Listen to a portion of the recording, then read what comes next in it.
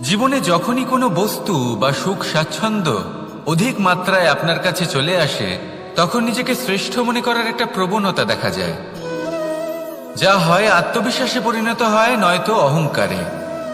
এবার আত্মবিশ্বাস আর অহংকারের মধ্যে অনেক বড় পার্থক্য রয়েছে। আমি এটা করতে পারি, আমি ওটাও করতে পারি, এ হলো আত্মবিশ্বাস। শুধুমাত্র আমি এটা করতে পারি, শুধুমাত্র আমি ওটাও করতে পারি, আমি হলাম সর্বশ্রেষ্ঠ, এটা হলো অহংকার। এবার এই অহংকার এর ধ্বনি অনেক দূর প্রবাহিত হয়, আর এর প্রহার সর্বপ্রথম আপনাকে বিপর্যস্ত করে। এবার এই অহংকার এর বিপরীত শব্দ হলো বিনয়, অর্থাৎ নিজের ঊর্ধ্বে উঠে অন্যের বিষয় ভাবনা চিন্তা করা, সংসারের বিষয় ভাবা। এই বিনয়ী হবার চেষ্টা করুন, একের থেকে অনেক হওয়ার চেষ্টা করুন এবং একসাথে থাকার চেষ্টা করুন। নিশ্চিত রূপেই আপনি বিকাশের কারণ হবেন। মত্ততা থেকে নিজেকে দূরে রাখুন, অহংকার থেকে নিজেকে দূরে রাখুন। এই মন প্রসন্ন হয়ে বলবে, রাধা রাধা। জীবনের প্রত্যেক মুহূর্ত আমাদের কিছু না কিছু শিক্ষা দেয়, নির্ভর করছে আমাদের দৃষ্টিভঙ্গির ওপর। যেমন নদী হলো আমার অত্যন্ত প্রিয়, নদীতে ভ্রমণ করতে আমার খুব ভালো লাগে। কি বলেন? নদীতে সবসময় নতুন কিছু থাকে, ও পুরনো কিছুই নিয়ে বসে থাকে না, সব সময় প্রবাহমান, কখনো থামে না। ততক্ষণ থামে না যতক্ষণ না সাগরে গিয়ে সমাহিত হচ্ছে। ঠিক এইভাবেই আমাদেরও উচিত নিজের জীবন অতিবাহিত করা, নদীর মতো। প্রত্যেক মুহূর্ত নতুন, তাই সেইভাবেই জীবন যাপন করুন। পুরনো কিছুই একত্রিত করে রাখবেন না, বিগত স্মৃতির মাঝে নিজেকে হারিয়ে ফেলবেন না। এই যে বর্তমান, এই যে মুহূর্ত, সেটাই হলো সর্বশ্রেষ্ঠ। এর মাঝেই জীবন যাপন করুন, নদীর মতো প্রবাহমান হতে শিখুন। আপনি শিখে গেলে তাহলে মনে রাখবেন, আমার আপনার মাঝে বিচরণ করতে বড়ই ভালো লাগবে। যে ব্যক্তি আনন্দের সাথে জীবনের প্রত্যেকটা মুহূর্ত অতিবাহিত করে, কোনো চিন্তা ছাড়াই প্রবাহমান হয়, কখনোই থামে না, যতক্ষণ না মুক্তি লাভ করছেন, এমন ব্যক্তির মধ্যেই রাধাকৃষ্ণ বসবাস করেন। তাহলে আসুন আমার সাথে ভালোবেসে বলুন, রাধা রাধা। আপনি অবশ্যই কোনো গাছ দেখে থাকবেন যেখানে অনেক ফল রয়েছে। সেই গাছের ডালগুলি নিজে থেকেই নত হয়ে যায়। কেন? যাতে মানুষ, প্রাণী, এরা সকলে যাতে সেই ফল খুব সহজে গ্রহণ করতে পারেন। এটাই হলো প্রকৃতির শিক্ষা, এটাই হলো প্রকৃতির নিয়ম। মানুষেরও কিছুটা এরকমই হওয়া উচিত। যদি আপনি সাফল্যের চরম সীমায় পৌঁছে যান, অনেক বেশি ধন অর্জন করে ফেলেন, তখন মনে রাখবেন যে আপনি যেন অহংকারী না হয়ে পড়েন। বিনম্র থাকতে হবে, সেই ধনকে ব্যবহার করতে হবে উচিত কাজের জন্য। সেই ধনের দ্বারা সমাজের মঙ্গল করা উচিত, সকল মানুষকে সাহায্য করা উচিত যাদের ধনের অভাব আছে। যদি ধনী হওয়া সত্ত্বেও আপনি ধনের সদ্ব্যবহার এই সমাজের মঙ্গলের জন্য, তার ভালোর জন্য না করেন, যদি আপনি ধন দান না করেন, তাহলে এই ধন অহংকার রূপী বিষে পরিণত হয়ে আপনাকেই নাশ করবে। তাই ফলে ভরা গাছের মতো নত হয়ে থাকুন, বিনম্র হয়ে থাকুন, দান করুন, আর আমার সাথে ভালোবেসে বলুন, রাধা রাধা। মধু কারই না পছন্দ বলুন তো? অত্যন্ত সুস্বাদু হয় এই মধু, মিষ্টি খেতে হয় এবং তার শক্তিও প্রদান করে।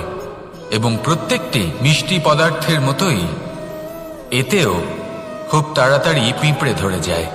অন্যদিকে যদি নুনকে দেখি, তাহলে বছরের পর বছর রাখলেও এতে পিঁপড়ে ধরে না।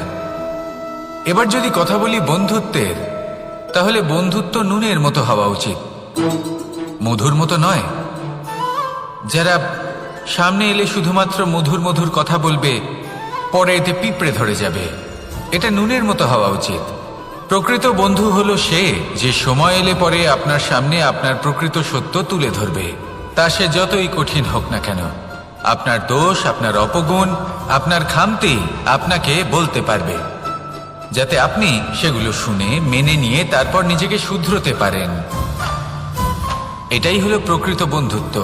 কখনো নিজের জীবনের আশেপাশে মন দিয়ে দেখবেন, অনেক সময় এমন মানুষ থাকেন, অনেক বন্ধু থাকেন যাদের দেখে আমাদের মনে হয় যে এনারা খুব কঠোর, এনাদের কথা খুব কটু। কিন্তু বেশিরভাগ এমন মানুষের মনটা যদি বুঝতে পারেন তাহলে দেখবেন তাতে কোনো মালিন্য নেই, এনাদের মন অত্যন্ত পবিত্র হয়। যদি আপনার জীবনেও এমন কোনো ব্যক্তি থেকে থাকে, এমন বন্ধু থাকে, তাহলে তাদের আগলে রাখুন আর আমার সাথে ভালোবেসে বলুন, রাধা রাধা। এই সংসারের সব থেকে বড় সত্যি হলো জন্ম এবং মৃত্যু, কিন্তু আরো বড় একটা সত্য আছে, মিত্র এবং শত্রু, যা আমাদের সকলের জীবনে থাকে। মিত্র সে যে আমাদের সঙ্গ দেয় এবং সংসারের সব থেকে উঁচু শিখরে আমাদের নিয়ে যায়, এবং শত্রু সে যে যে কোনো মুহূর্তে যে কোনো শিখর থেকে আমাদের নিচে ফেলে দিতে পারে। এবার বিচিত্র ব্যাপার হলো এটাই যে আমরা নিজেরাই এদের সাথে নিয়ে চলি, নিজেরাই এদের পালন করি। তা কি করে? প্রথমে বুঝুন এই মিত্র এবং শত্রু কারা। আপনার নিজের মন, আর কেউ নয়। এই মনই হলো মিত্র যখন তাতে ভারসাম্য বজায় থাকে, তা নিয়ন্ত্রিত থাকে, তা পবিত্র হয়। কিন্তু যদি এই মন অনিয়ন্ত্রিত হয়ে পড়ে, যদি আপনাকে সে নিয়ন্ত্রণ করতে শুরু করে, তখন সেই আপনার সব থেকে বড় শত্রু হয়। সেই জন্য এই মনের ওপর নিয়ন্ত্রণ রাখতে শিখুন, এতে ভারসাম্য বজায় রাখতে শিখুন। তাহলে আপনি এমন এক বন্ধুকে পাবেন যে আপনাকে এই সংসারের শিখরে পৌঁছে দেবে। আসুন আমার সাথে ভালোবেসে বলুন, রাধা রাধা। মুক্তোর এই মালা দেখতে কত সুন্দর হয়, তাই না? যিনি ধারণ করেন তাকেও এটা শীতলতা প্রদান করে, আর যে ব্যক্তি দেখে তার চোখও এই দৃশ্য দেখে শান্তি উপলব্ধি করে। কিন্তু ভাবুন, যদি এমন কিছু হয় যে সুতো দ্বারা এই মুক্তোর মালা তৈরি হয়েছে সেটা কেউ ছিঁড়ে দেয়, তাহলে এই মুক্তোর মালা ছিঁড়ে যাবে আর সমস্ত মুক্ত মাটিতে পড়ে যাবে, ছড়িয়ে পড়বে। তখন কি আমরা এটা ভাববো যে এটা তো মাটিতে পড়ে থাকা বস্তু, এটা আমি তুলব না? ভাববো না, তাই না? আমরা নিচু হয়ে একটা মুক্ত কুড়িয়ে নিই এবং আবার এদের সুতোর মধ্যে প্রবেশ করাই। কেন? কারণ এই মুক্ত হলো বহুমূল্য। এতে কোনো সন্দেহ নেই যে এই মুক্ত হলো বহুমূল্য। কিন্তু এর থেকেও অনেক বেশি বহুমূল্য হলো আমাদের জীবনে আমাদের সম্পর্ক, আমাদের বন্ধু বান্ধব। এই সম্পর্কেও কখনো কখনো বিবাদ হয়, মনোমালিন্য হয়, এগুলোও ছড়িয়ে যায়। আর সেই সময় এই মুক্তোর মতোই নত হয়ে আমাদের এই সম্পর্কগুলিকে হাতে তুলতে হবে, এদের জুড়তে হবে, এদের আগলে রাখতে হবে, কারণ এদের থেকে বহুমূল্য আর কিছুই নেই। আর যদি এই কাজটা আপনি শিখে নিতে পারেন, তাহলে আপনার জীবনের এই সম্পর্ক, এই বন্ধুত্ব সবসময় আপনাকে বল প্রদান করবে, আনন্দ প্রদান করবে। আর এই মন সুপ্রসন্ন হয়ে বলবে, রাধা রাধা। হয়তো আপনার মনে কখনো এই প্রশ্ন আসতে পারে যে ইমারত কেন নির্মাণ করা হয়, কেন উৎসব পালন করা হয়, কেন মানুষ নিজেদের জন্মদিন পালন করেন, কেন দোল, বিজয়া দশমী, রাখি, দীপাবলির মতো উৎসব পালন করা হয়? যদি এগুলো পালন না করা হয় তাতে কি যায় আসে? যদি এই দোল উৎসব পালন না করা হয় তাহলে কি এই সংসার ভুলে যাবে যে নারায়ণের প্রতি ভক্তির কারণে ভক্ত প্রহ্লাদকে অগ্নি স্পর্শও করতে পারেনি? যদি বিজয়া দশমী পালন না করা হয় তাহলে কি এই সংসার ভুলে যাবে যে এই দিনে শ্রীরাম রাবণকে বধ করেছিলেন? যদি আমরা দীপাবলির এই উৎসব পালন না করি তাহলে কি এই সংসার এটা ভুলে যাবে যে অযোধ্যাতে অমাবস্যার এমন এক রাত এসেছিল যে রাত্রে অযোধ্যা পূর্ণিমার থেকে বেশি উজ্জ্বল হয়ে উঠেছিল? যদি এই রাখি উৎসব পালন না করা হয় তাহলে কি এই সংসারের ভাই এবং বোনেরা একে অপরের প্রতি ভালোবাসা কি সেটা ভুলে যাবেন? বিষয়টা ভুলে যাওয়ার নয়, বিষয়টা হলো মনে রাখা। যখন জীবনে আমরা কোনো একটা স্থানে পৌঁছই, উপলব্ধিগুলোর উৎসব পালন করি, যাতে সেই মুহূর্তে আমরা সকলের মধ্যে আনন্দ ছড়াই এবং মানুষ সেই মুহূর্তটা মনে রাখেন। এই স্মৃতিগুলোই মানুষের মধ্যে বিশ্বাসের জন্ম দেয়। এই বিশ্বাস যে আগামী যেদিন আসছে তাতে আরো আনন্দের সম্ভাবনা রয়েছে। ভালোবাসার এই উৎসব, ভালোবাসার এই পার্বণ, এটা মানুষের মনে বিশ্বাসের জন্ম দেয় যে প্রত্যেক যুগে কেউ না কেউ এসেছে এবং পরবর্তীতেও আসবে। তাহলে আসুন আমরা ডুবে যাই আমার লীলার এই প্রেম যাত্রায় এবং ভালোবাসার এমন একটা উৎসব পালন করা যাক যা এই সংসার যুগ যুগ পর্যন্ত মনে রাখবে। তাহলে আসুন আর আমার সাথে ভালোবেসে বলুন, রাধা রাধা।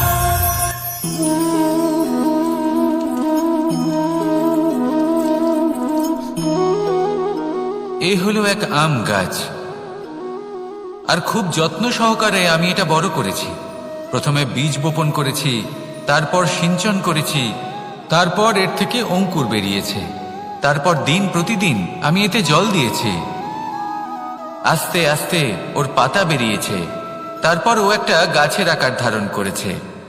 এইভাবেই যদি প্রতিদিন আমি ওর দেখাশোনা করি তাহলে নিশ্চিত রূপে এর শিকড় আরো দৃঢ় হবে এবং একটা বিশাল গাছের আকার ধারণ করবে, যার থেকে কিছু ডাল জন্ম নেবে, আর তাতে আমি পাবো কিছু মিষ্টি সুস্বাদু আম ফল। এবার আম তো সকলের প্রিয়, সকলের পছন্দের ফল, সকলে খেতে চান। কিন্তু আম পাওয়ার জন্য আগে আপনাকে সেই গাছের যত্ন নিতে হবে। যদি আপনি গাছ লাগিয়ে তারপর ভুলে যান তাহলে সেই গাছের কি হবে? তার অস্তিত্বটাই মুছে যাবে, তাই না? আমাদের সম্পর্কগুলো কিছুটা এরকমই হয়। যদি সম্পর্ক জুড়ে আপনি ভুলে যান তাহলে তার অস্তিত্বই মুছে যাবে। তাই শুধুই সম্পর্ক গড়বেন না, তাকে পালনও করুন। নিশ্চিত রূপে আপনার এই সম্পর্করূপী বৃক্ষের ডালে আনন্দের মিষ্টি সুস্বাদু আম ফল নিশ্চয়ই পাওয়া যাবে। তাহলে প্রত্যেক দিন প্রত্যেক সম্পর্ক পালন করুন, তার থেকে আনন্দ লাভ করুন। এই মন ভালোবেসে বলবে, রাধা রাধা। কোনো এক বস্ত্রে যদি ছোট্ট একটা ছিদ্র উৎপন্ন হয়, আর যদি আমরা তার দিকে নজর না দিই, তাহলে সময়ের সাথে সমগ্র বস্ত্র ছিঁড়ে যায় আর কোনো কাজে আসে না। যদি কোনো একটা নৌকাতে ছোট্ট একটা ছিদ্র উৎপন্ন হয়, তাহলে সময়ের সাথে পুরো নৌকাই জলে ডুবে যায়। লক্ষ্যের দিকে অগ্রসর হওয়ার সময় একটা ছোট্ট ভুল আপনি যদি করে ফেলেন, তাহলে আপনাকে তা লক্ষ্যের থেকে দূরে করে দিতে পারে। এমনটা এই সম্পর্কের সাথেও হয়ে থাকে। কোনো একটা ছোট্ট কথা, একটা ছোট্ট মনোমালিন্য যদি সম্পর্কে আসে এবং সেটা না মেটানো হয়, তাহলে সেই সমগ্র সম্পর্কটা, অনেক বড় বড় সম্পর্ক ভেঙে যেতে পারে। যদি আপনার সম্পর্কে ছোট্ট একটা ছিদ্র উৎপন্ন হয়, তাহলে প্রেমের সূচ আর স্নেহের সুতো দ্বারা সেলাই করে ফেলুন, যাতে আপনার এই সম্পর্ক অটুট থাকে এবং প্রেম দ্বারা পরিপূর্ণ থাকে। আসুন আমার সাথে ভালোবেসে বলুন, রাধা রাধা। দু রকমের প্রাকৃতিক বেগ থাকে। প্রথম হলো বর্ষা। যখন এর বর্ষণ হয় তখন মাটিকে শীতল করে নতুন ফসল ফলায়। আর দ্বিতীয় হয় পবন, যা আমাদের সর্বদা শ্বাসবায়ু প্রদান করে। অশান্ত এই মনকে শান্তি প্রদান করে, এই ক্লান্ত শরীরে স্ফূর্তি প্রদান করে। আমাদের জীবনে যত আবেগ আছে তা হয় বর্ষার মতো হওয়া উচিত, নয় হওয়া উচিত পবনের মতো। ক্রোধ, মতভেদ, বিবাদ, এগুলো হওয়া উচিত বর্ষার মতো। অর্থাৎ কিছু সময় পরে যেন এরা নিজে থেকেই ছিন্ন ভিন্ন হয়ে চলে যায়।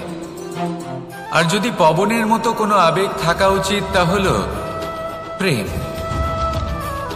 যা সর্বদা শ্বাসবায়ু প্রদান করে, সবসময় সাথে থাকে। একে আমরা অনুভব করতে পারি না, কিন্তু এ আমাদের অনুভব করার জন্য প্রাণবায়ু প্রদান করে। আর যখন চক্রবাতের মতো সে ভয়ঙ্কর হয়ে ওঠে, তখন সমগ্র সংসার বদলে দেয়। এর সারমর্ম একটাই, শক্তি। মতভেদ, ক্রোধ, বিবাদের মধ্যে নেই। শক্তি যদি থাকে তা আছে প্রেমের মধ্যে। তাই এই প্রেমকে মনের মধ্যে রাখুন আর আমার সাথে বলুন, রাধা রাধা।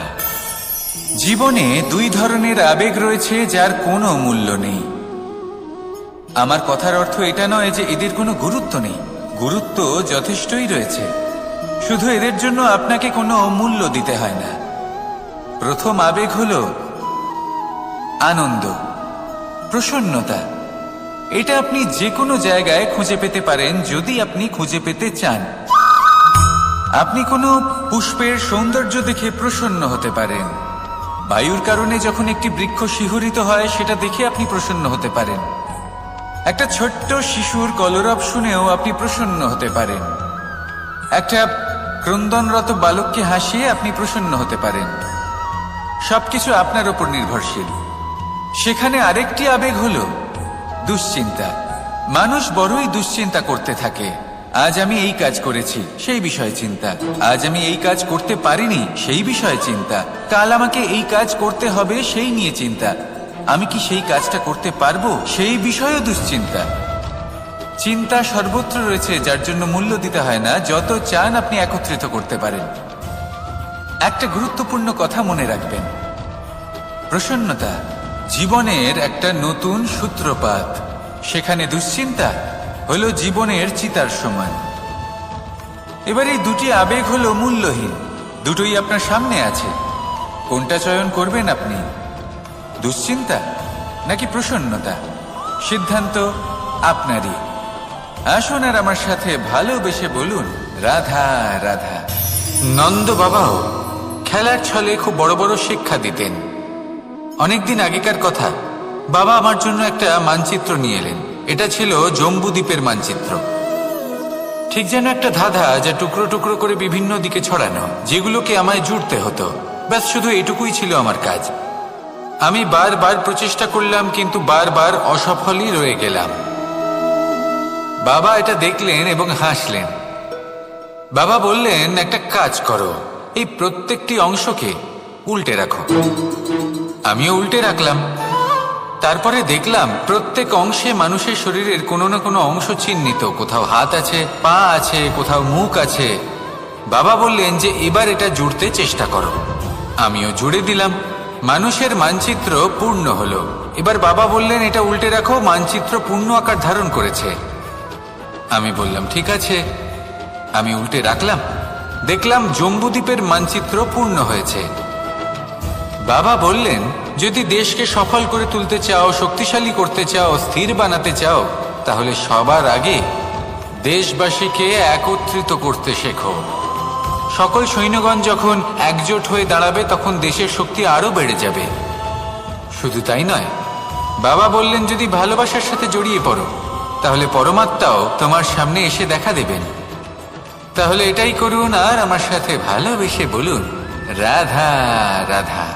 যত শক্তিশালী এই মন, তত শক্তিশালী এই শরীরও। এই যে আমাদের শরীর, এটা আসলে কি? এ হলো একটা রথের মতো। আর একটা রথ ততক্ষণ চলতে পারবে না যতক্ষণ না তাকে কোনো সারথি চালাবে। এই মন হলো শরীরের সারথি।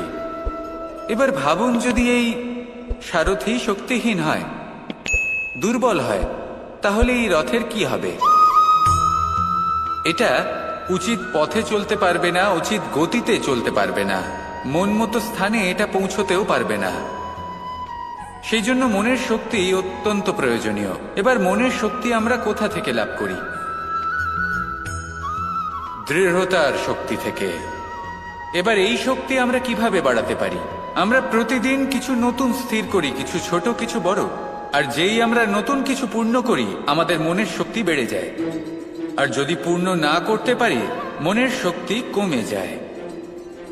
একটা দেওয়ালের মতো ছোট ছোট ছোট ছোট শিলা আমরা একটার পর একটা স্থাপন করে একটা দেওয়াল তৈরি করি। এতগুলো পাথর যখন একত্রিত হয়ে যায়, তখন এমন এক দেওয়াল তৈরি হয় যাকে ভাঙা প্রায় অসম্ভব হয়ে দাঁড়ায়।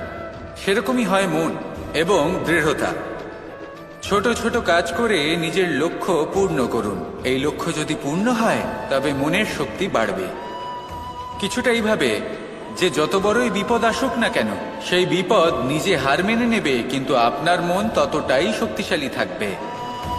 তাই মনের শক্তি বাড়াতে থাকুন, যাতে আপনি উচিত পথে চলতে পারেন, উচিত গতিতে চলেন আর মনোবাঞ্ছিত স্থানে পৌঁছতে পারেন। তবেই এই মন প্রসন্ন হয়ে বলবে, রাধা রাধা।